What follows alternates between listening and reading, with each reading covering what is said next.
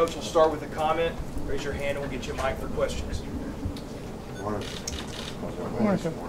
Good. Good.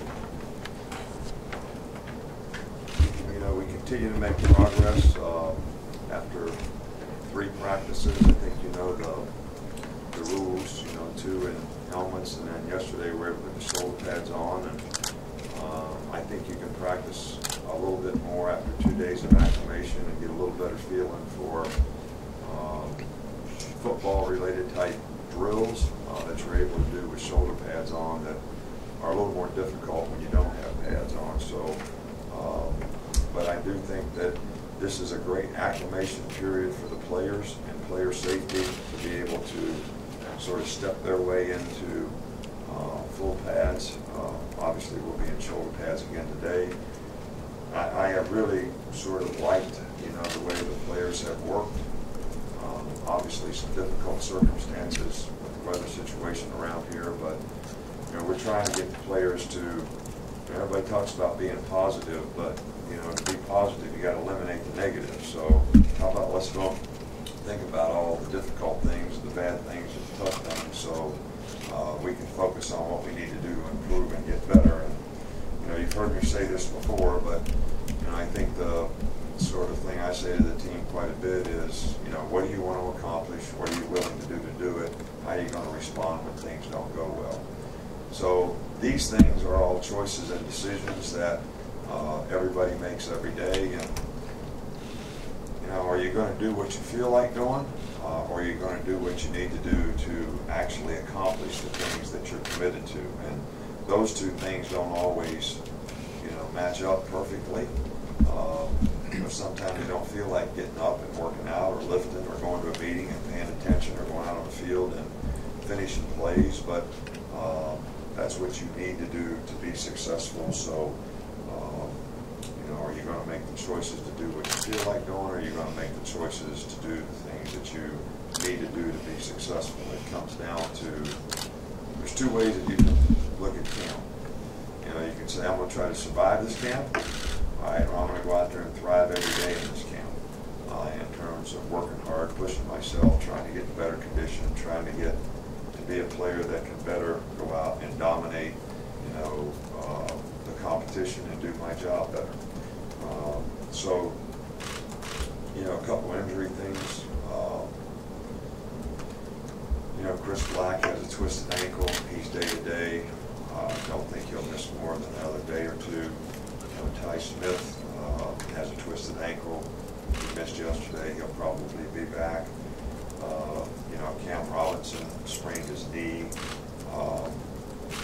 You know, and he's fine. You know, he's day to day. He may be able to do some things today. I think that when players get injured in practice, you know, we take every precaution to make sure that there's not a serious injury there. So, and you know, Marlon Humphrey pulled a muscle, and you know, he'll be out for a few days as well. So,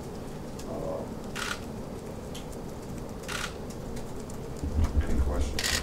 We'll start with Aaron right here. I was wondering, with Tosh's background as a defensive lineman, he played defensive line, he was coach defensive line, does he have an effective way of communicating pass rush to the outside backers? Well, you know, I think that's what we always look for in sort of an outside backer coach is, you know, we feel like the most important thing about an outside backer coach for us is not his knowledge of coverage, but, you know, those guys rush half the time in regular, which we don't really play a lot, and most of those guys become defensive ends when we play nickel or sub, dime, whatever you want to call it. And I think that's the most important thing, that it actually gives you sort of 2 coaches that when you get in those situations can contribute to helping guys become more effective rushers. And I think Tosh certainly can do that. Okay, we'll go over here to Matt.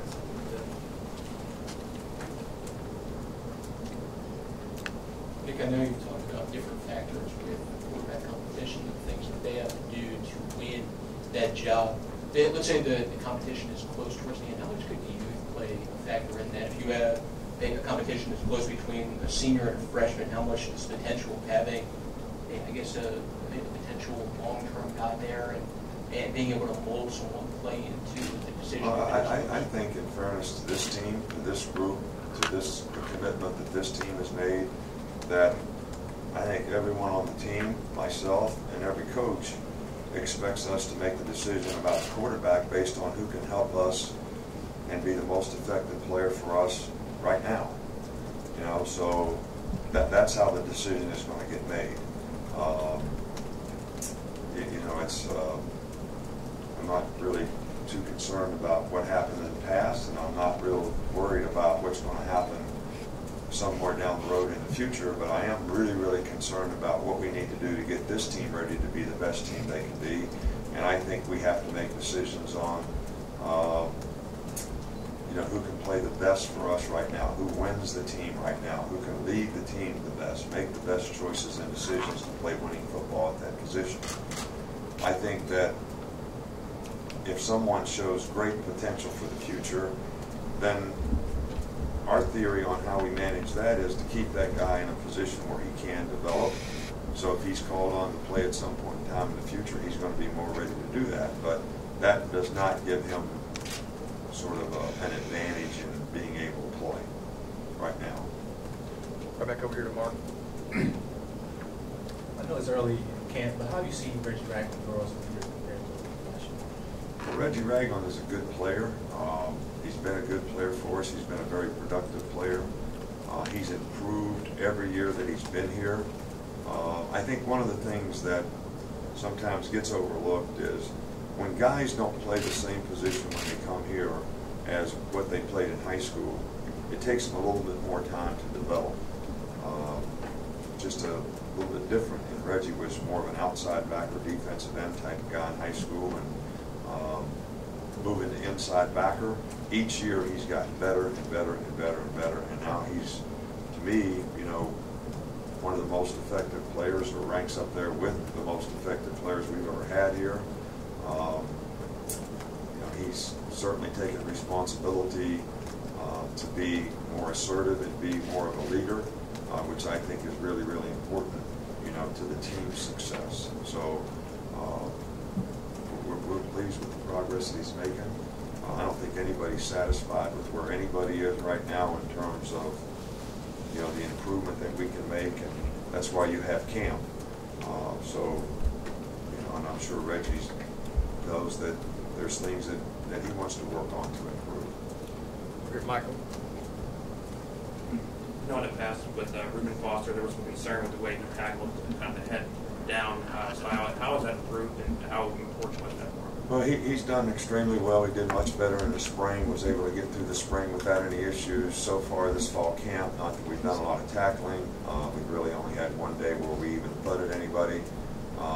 He is a lot better in blow delivery and body position on blow delivery, which, you know, certainly should affect, you know, his ability to play with a little more safety in the future for himself. And we're hopeful that, because he's done a nice job, and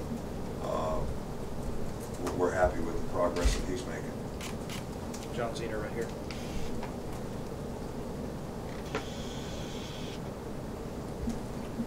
Derrick Henry's a guy you've always seemed to have kind of praised his work ethic and focus and everything, but now that he's getting more attention, there's more chance for clutter. Do you address that with him, or is he a guy that you think is just mature enough to Well, handle? you know, we address that with our, you know, entire team. You know, how do you stay focused on doing the things you need to do to be successful, play your best, be your best, and not get affected by external factors, expectations. So you're worried about what's happening right now. What can I do right now to affect my performance? And not get paralyzed by some of the other things that are happening. I mean, we talk to players about that all the time. I've never really thought that Derrick Henry was the type of guy that was an issue with. He seems to be able to keep his nose to the grindstone pretty consistently in terms of working to do the things that he needs to do to be a better player. Right here in the front row, Ken. You said the other day this is a great opportunity for everybody to kind of establish their identity. What would you like the identity of this offensive line to be? And is it maybe a little different in the way it performs than, you know, in its style than last year? What we would like for our offensive line to be, not just this offensive line, but every offensive line is, you know, to be very physical on the line of scrimmage, be able to create movement, and play with, you know, sort of a relentless tenacity and toughness that makes it more difficult for the defensive front that they're playing against, and obviously, you know, sort of have the mentality that we're going to wear these people down because of how physical we can play. That's what we would want for any line. But there's also other things that are important, and that's pass protection, playing together, giving the quarterback an opportunity to do what he needs to do, whoever that might be. And so this is something that has to develop, you know, with, first of all, getting the best players in the best positions to do it. And secondly, those players playing with one another so that they can have the kind of continuity to communicate and do the things they need to do together as a unit to be effective. A couple more. Dwayne, right here. Coach, you talked about Cam and the injury. He played through injuries last year.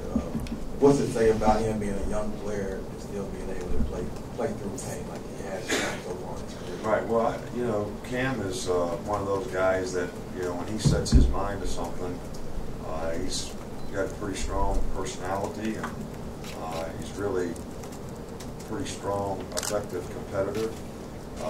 And you know, I've never questioned, you know, his mental toughness. Even last year, when we thought when he got hurt in the Tennessee game that he'd be out for, you know, 2 to 4 weeks.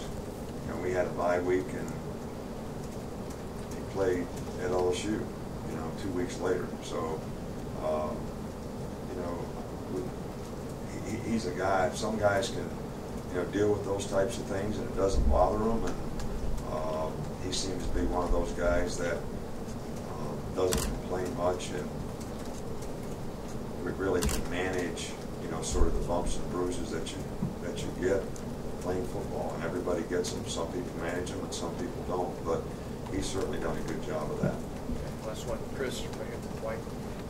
Do you see this offseason as unique from your past ones in Alabama? Just the national perception, what happened at the end of last year? Is this a different offseason than you had? Well, I think every offseason is different. You know, when you win a national championship, you have a different offseason because you won. And when you don't win, you have a different offseason because you didn't.